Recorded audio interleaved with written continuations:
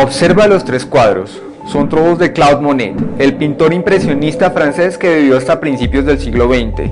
Los impresionistas querían atrapar el momento fugaz, el instante de tiempo en el que el juego de la luz, la composición de los elementos, la perspectiva y la percepción del artista creaban una única imagen irrepetible. ¿Cuál es más bello? ¿El claroscuro? ¿El de poca luz? ¿El más iluminado? La respuesta a esta pregunta depende de varias circunstancias. Nunca la imagen de un lugar será igual a otra, porque siempre habrá un elemento que esté en proporción diferente al instante siguiente. Esta diferencia es lo que se llama en pintura el matiz. Los matices son los diferentes tonos de un mismo color, la amplia gama de tonalidades y también las formas diferentes que combinan líneas y rasgos. Un solo matiz hace que toda una obra cambie. Asimismo pasa con la realidad humana. Ella está llena de matices, y eso se evidencia en la riqueza del pensamiento y el lenguaje. El pensamiento humano no siempre expresa sus contenidos en afirmaciones categóricas y radicales. Hay pensamientos, proposiciones, que aparentan decir lo mismo, pero que están compuestas mediante palabras que tienen matices, como las tonalidades de la pintura. No es igual decir, por ejemplo, que los jóvenes maltratan la lengua, a decir que muchos jóvenes maltratan la lengua, o que algunos jóvenes maltratan la lengua. Para ti, saber cuáles son las tonalidades del pensamiento y cómo usarlas será muy importante a la hora de ser precisos con lo que quieras decir. Eso será necesario al momento de leer, porque todas las estructuras de la ciencia están expresadas en matices, y en cuanto a la literatura, ello te servirá para embellecer lo que digas. En la presente sesión aprenderás cuáles son las tonalidades del pensamiento. Concretamente, 1. ¿Qué es un especificador y qué es un cromatizador? 2. ¿Cómo se usan y cómo se identifican los especificadores y los cromatizadores? Bienvenida una vez más a Lectores Competentes 2.0, las arquitecturas del conocimiento. Todo núcleo proposicional tiene una relación y también tiene dos nociones. Sin embargo, hay otros dos elementos que forman parte de la proposición en la medida en que la determinan. Se trata de los especificadores y los cromatizadores. El especificador es un término que circunscribe una clase de la que se predica algo. Aclara que no se está hablando de todos los objetos pertenecientes a un grupo, sino solo a unos específicos o a un grupo en particular. Los especificadores de las nociones van dentro del óvalo y subrayados. Analicemos la siguiente proposición. La invención de la escritura contribuyó a la inteligencia animal. Cabe preguntarse en qué manera, de qué modo, cómo la escritura contribuye a la inteligencia. Sin embargo, antes de eso, hasta donde sabemos, los animales no pueden escribir.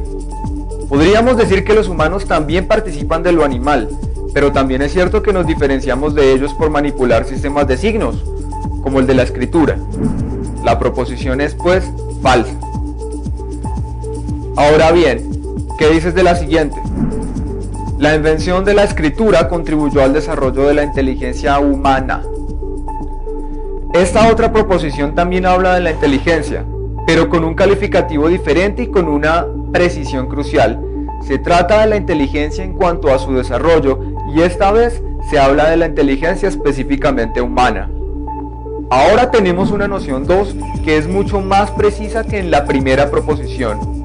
En el caso de la proposición anterior, podemos decir que la palabra humana es el especificador de la noción desarrollo de la inteligencia. Sin embargo, podemos ser aún más precisos usando un cromatizador. Se llama cromatizador a la palabra o expresión que acompaña a alguna de las nociones cuando su función es ilustrar o ejemplificar. El cromatizador nombra varios tipos de noción cuando la mención o la no mención no altera el significado del pensamiento, no altera la idea principal. Veamos. La invención de la escritura, tanto cuneiforme como silábica, contribuyó al desarrollo de la inteligencia humana. ¿Qué función cumple la mención de la escritura cuneiforme y la silábica? Simplemente ejemplificar. Es más fácil retener algo en la memoria si, además de un enunciado general, se nos entrega un ejemplo o se menciona un caso particular conocido por nosotros. Fíjate que si suprimimos las palabras cuneiforme y silábica, la proposición mantiene su significado tal cual. Esa mención simplemente nos aclara más una cuestión relativa a la escritura. Hay especificadores y cromatizadores de la noción 1 y de la noción 2. Además de estos, también existen cromatizadores de la relación y de toda la proposición. Los primeros indican principalmente el modo en cómo se da la acción. Ellos, en su gran mayoría, se expresan a través de adverbios. Los segundos, los cromatizadores de toda la proposición, señalan las circunstancias en las que se da la proposición. Esto se ve reflejado en las oraciones circunstanciales, es decir, que indican en qué tiempo, en qué lugar o quién dijo la proposición. La siguiente proposición es más compleja, pero más precisa que las primeras. Veamos. Hace casi 5000 años, la invención de la escritura, tanto la cuneiforme como la silábica, contribuyeron decisivamente al desarrollo de la inteligencia humana, tanto la analítica, la creativa y la práctica. Cabe anotar que tanto los especificadores como los cromatizadores pueden ser tipos de la noción o rasgos de estas. Sin embargo, podemos decir que una proposición puede mantenerse idéntica sin cromatizadores, pero no sin especificadores. Esta será la diferencia fundamental entre los unos y los otros y el criterio principal a tener en cuenta al momento de distinguirlos. Bienvenidos nuevamente. Ahora hagamos todos juntos un análisis proposicional con lo que aprendimos en la sesión de las tonalidades del pensamiento. Tomaremos como referente la siguiente proposición. La comunicación humana se logra principalmente a través del lenguaje no verbal, como las señas y los gestos, según Gary Marcus. Una vez escrita la proposición, procederemos a realizar el esquema del metefacto proposicional.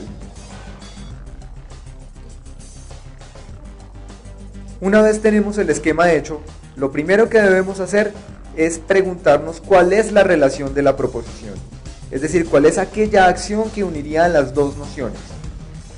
Aparentemente podemos decir que la relación es se logra, pero no. Fijémonos que se trata de una oración pasiva, por lo tanto debemos convertirla en voz activa y desentrañar esa relación. En este caso es permitir. Pero, ¿qué es lo que permite qué? ¿Es la comunicación humana lo que permite el lenguaje no verbal o es el lenguaje no verbal lo que permite la comunicación humana? Es el lenguaje no verbal lo que permite la comunicación humana. Por lo tanto, lenguaje será nuestra noción 1 y la escribiremos con negro. No verbal es el especificador de esta noción 1 y por lo tanto la escribimos con rojo y la subrayamos para que lo tengas en cuenta. La noción 2 es comunicación y su especificador es humana, por tanto comunicación lo escribimos con negro y humana lo escribimos con rojo y lo subrayamos para que lo tengas muy en cuenta.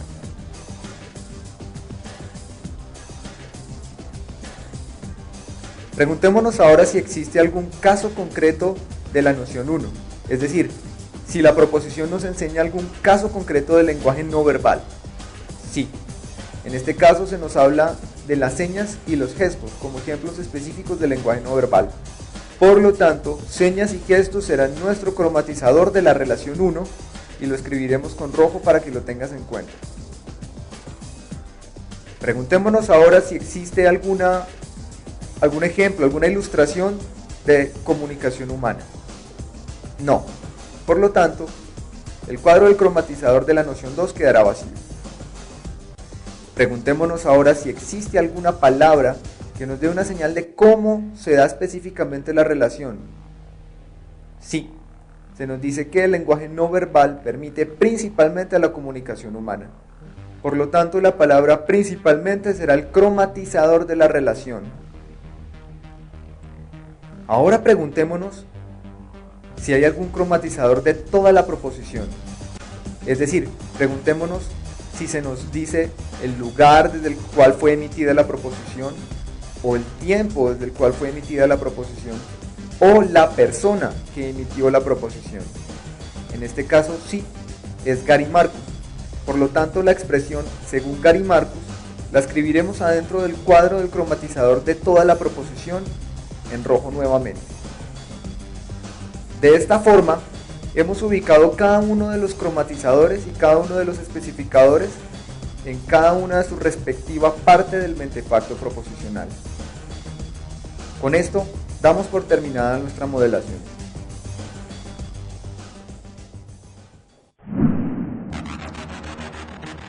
A continuación te invitamos a que realices el test de verificación con el fin de que te des cuenta que aprendiste bien lo que te enseñamos el día de hoy.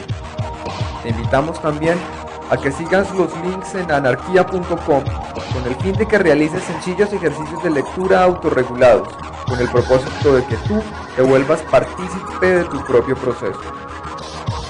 Y finalmente, te invitamos a participar en el foro, con tus dudas, tus comentarios y tus aportes para que puedan ser leídos por los demás estudiantes de la red de colegios pertenecientes a LC 2.0, las arquitecturas del conocimiento. Chao, chao y hasta una nueva oportunidad.